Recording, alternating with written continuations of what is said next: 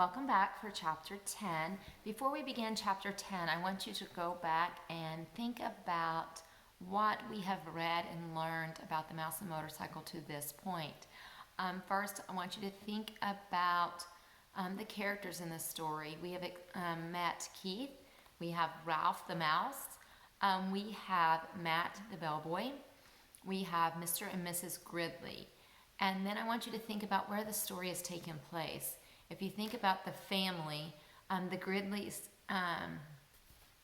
they have traveled from Ohio, and they are traveling from Ohio to go on a 3-week trip. And they have come to a stop.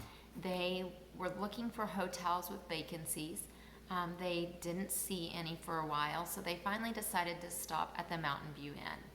When they stopped at the Mountain View Inn, they were taken into room 215-216. The moment they were taken in there, Mrs. Gridley was very unhappy. She said that the Mountain View Inn was old and that she wanted to get back in the car and drive elsewhere to find somewhere to stay for their trip. But Mr. Gridley said he wasn't driving anymore to find a place, that this would just have to do. So they went on into the room 216. Keith is going to stay in room 215.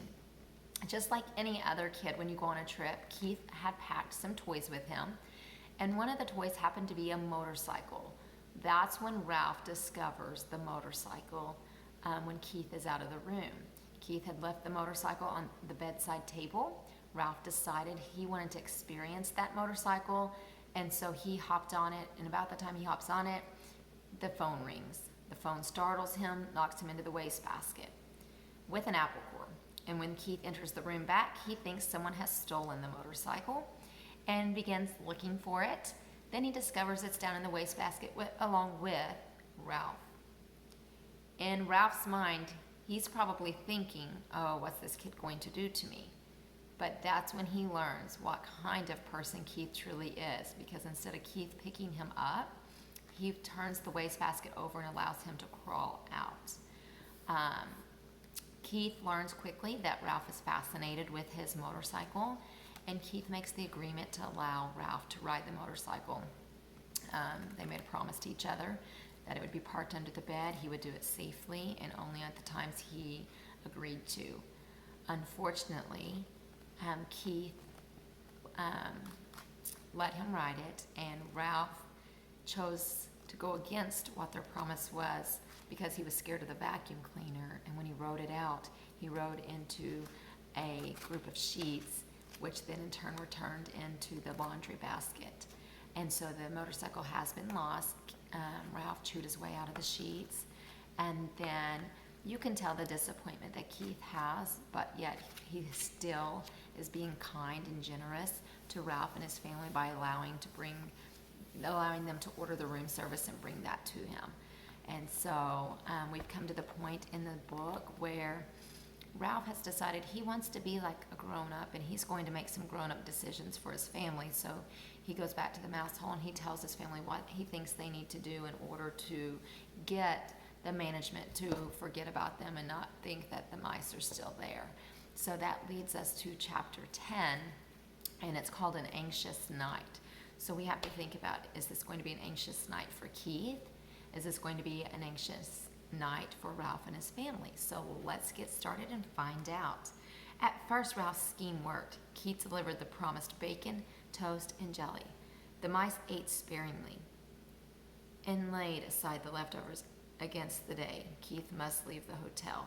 So if you remember from chapter 9, one of Ralph's suggestions was, instead of eating all of the food that Keith brought to them each time, maybe they should just nibble on a little bit and save it for once he has to leave the hotel, so that they can kind of lay low before management, so management won't keep looking for them, and management will forget, and then they can travel out and look for food. So far they're following Keith's command. Ralph's mother continued to worry about tipping room service. I want to do the right thing, she insisted. There must be some way we could manage a tip. The mice dared not leave the nest to search for small coins that might have rolled under beds and dressers. It was late in the afternoon when Ralph heard Keith and his parents returning to their rooms. very quietly, so that his toenails did not make scrabbling sounds in the woodwork. He slipped to the knothole and peeped out in time to see Keith flop down on the bed. "Do I have to go down to the dining room for dinner?" Keith asked his mother and father. "I'm not hungry." Oh, thought Ralph, there goes dinner. "I told you not to eat that whole bag of peanuts so close to dinner time," said his father. "I didn't eat all of it," said Keith. "That's good," thought Ralph. "At least there would be peanuts for dinner." "You'll feel better after you get washed up for dinner," said Mrs. Gridley. "Hurry along now." When his parents had gone into room 216, Ralph noticed that Keith seemed to drag himself off the bed. He walked to the wash basin, turned on the cold water, moistened his fingers, and wiped them over his face. Then he turned off the water and gave the middle of his face a swipe with a towel, which he returned to the towel rack in such a way that it immediately fell to the floor. Keith did not pick it up, but there was nothing unusual about that. Boys barely picked up towels. What was unusual was that Keith returned to the bed where he sat down and stared at the wall. He did not play with his cards, nor did he eat the rest of his peanuts. He just sat there. Ralph stuck his head out of the knothole. "Anything wrong?" he asked. "Oh, hi," answered Keith listlessly. "I feel sort of awful." "Say, that's too bad." Ralph ventured a little farther out of the knothole. "I know what you mean. Thinking about the motorcycle makes me feel awful, too." "It's not that kind of awful," said Keith. "I feel awful in a different way. Sort of in my insides." "Think you'll make it to dinner?" asked Ralph. "Oh, I guess so." There was no enthusiasm in Keith's voice. "Anything I can bring you?" "Whatever's handy," said Ralph, who hesitated to place an order when he could see Keith did not feel like going to dinner at all. "We are sorta depending on you. The housekeeper found out all those sheets I had to chew through to get out of the hamper, and I understand she got pretty excited about mice. We are lying low until the whole thing blows over." A smile flickered across Keith's face. "Don't worry, I won't let you down. I saved you some peanuts. I thought they might be handy for storing." "Gee, thanks," said Ralph. Keith got slowly off the bed and poked the peanuts one by one through the knothole. When he had finished, Ralph popped out again and said, "Thanks a lot." Keith smiled feebly and flopped down on the bed once more. Ralph went to work moving the peanuts away from the knothole to make room for whatever dinner Keith brought. He felt it would be fun to be surprised by the menu this time. It was something of a shock to find that dinner, which was stuffed through the knothole much earlier than Ralph expected, consisted of a couple of broken soda crackers. Ralph poked his head out to see if more was coming, but Keith was getting into his pajamas. "Aren't you going to bed pretty early?" asked Ralph, realizing he had not heard Keith's parents come in. "I felt so awful I couldn't eat, so they told me I had better come up and go to bed." Keith tossed on his shirt on the foot of the bed and pulled on his pajama top. When his head emerged, he said, "I'm sorry about your dinner. It was the best I could do. All I had was a little soup." "That's all right." Ralph was beginning to be concerned. If the boy could not eat, neither could the mice. Keith fell into bed, and Ralph ran off to report the news to his relatives. "What a shame," said Ralph's mother. "The poor boy." "Oh dear, whatever shall we do?" cried Aunt Dorothy. "Our very lives depend on him." The little cousins huddled together, big-eyed and frightened. "Yes, what about us?" asked Uncle Lester. "How are we going to manage if he doesn't bring us our meals? It isn't safe for us to go out pilfering when the housekeeper has declared war on mice." "I knew it was a mistake to depend on people," said Aunt Sissy. "We'll manage somehow. We always have." Ralph's mother was trying to be brave, but Ralph could see how worried she was. After all, he did bring us a supply of peanuts. We should be grateful for that. "He didn't bring many peanuts," Uncle Lester did not sound the least bit grateful. "The greedy fellow is probably ill from stuffing himself with nuts he should have saved for us. Serves him right." "Now, Lester," fussed Ralph's mother. "The boy had a right to eat his own peanuts, but I do wish he hadn't been quite so hungry." Ralph returned to the knothole. Keith was lying in bed with his sports car in one hand. "How do you feel now?" asked Ralph. "Awful," answered Keith. Before Ralph could reply, footsteps in the hall warned him that Keith's parents were coming. He drew back inside the knothole where he could observe without being seen. Mrs. Gridley paused by her son's bed and laid her hand on his forehead. "He does feel a little warm," she remarked. "He'll probably be all right in the morning," said Mr. Gridley. "He just hiked too far in the sun this afternoon." "I hope so." The boy's mother sounded less certain. Mr. Gridley filled a glass at the wash basin and brought it to Keith. "Here, son, drink this." When Keith had drunk the water, he fell back on the pillow and closed his eyes. His parents went quietly into room 216. When it was good and dark, Ralph ventured through the knothole. He could hear Keith breathing deeply, and he knew that he was asleep. Since he had no one to talk to, he found his little crash helmet where he had hidden it behind the curtain, and after he had adjusted the rubber band under his chin, he climbed up to the windowsill to look out into the world beyond the hotel and to dream about the lost motorcycle. From his perch on the windowsill, Ralph saw that the parking lot held more cars than usual. This meant that hotels back on the highway were full and travelers had followed the sign pointing to the Mountain View Inn. He could hear the holiday weekend activity in the halls, too. People walking up and down, luggage being set with a thump on the floor, keys rattling in locks. Gradually, as the night wore on, the hotel grew more silent than usual, for now even the second-floor mice were quiet. There were no scurrying, scrabbling, or squeaking inside the walls. In the silence, Keith tossed in his sleep and mumbled something that sounded like motorcycle.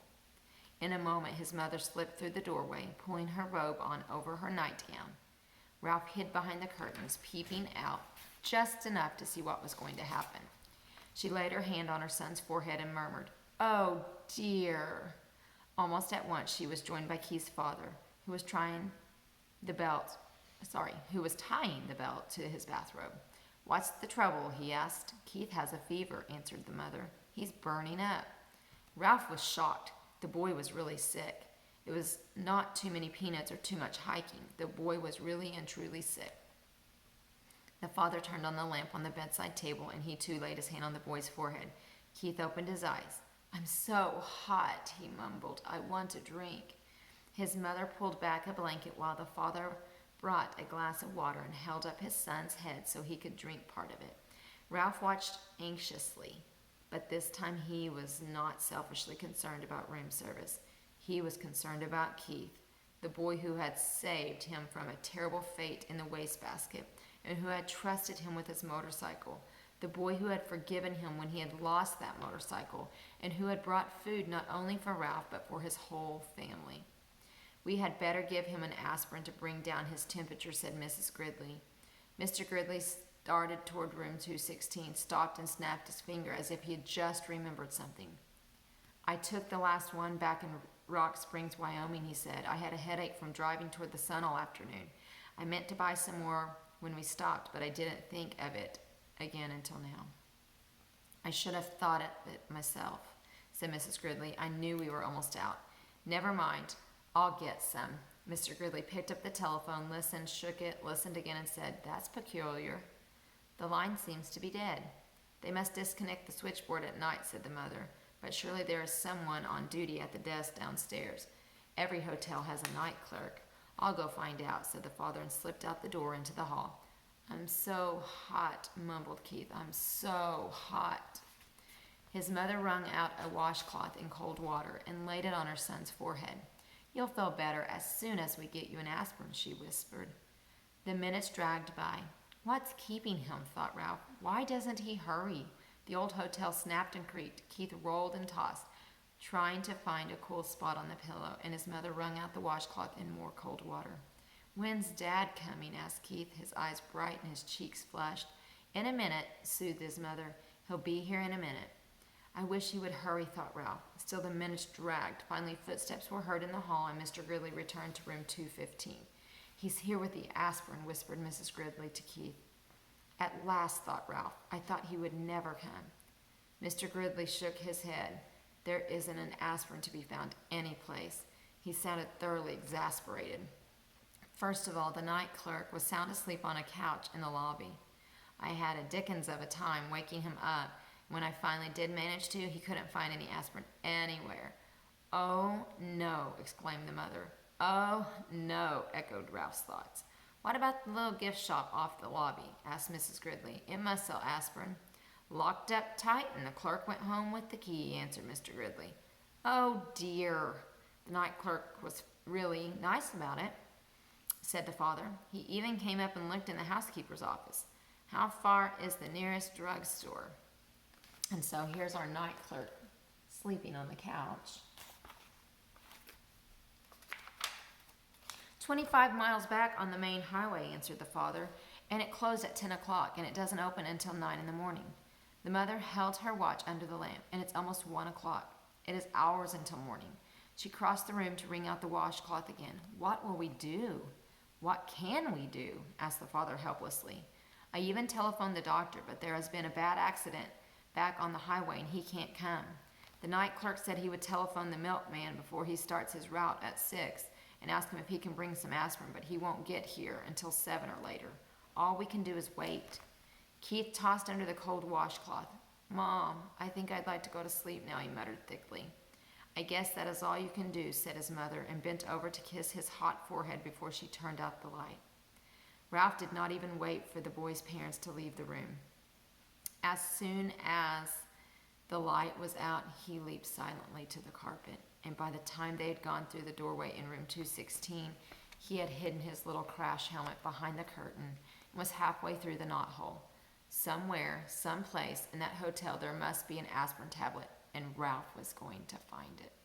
He only wished he had the motorcycle so he could travel faster.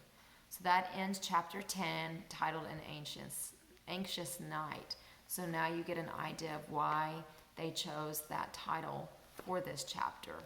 So we only have chapters 11 through 13 left of the book. And so I hope you will keep reading this, and I hope you've enjoyed the story to this point. I hope that you see there is some figurative language used throughout this book. I hope you have used this time to use this book to summarize. You also could use it for your story elements to determine your characters, your setting, and your plot. I hope you will join me again for chapter 11. Chapter 11 will be called The Search. So if you think about how chapter 10 ended, that will give you an idea of why they've called chapter 11 The Search.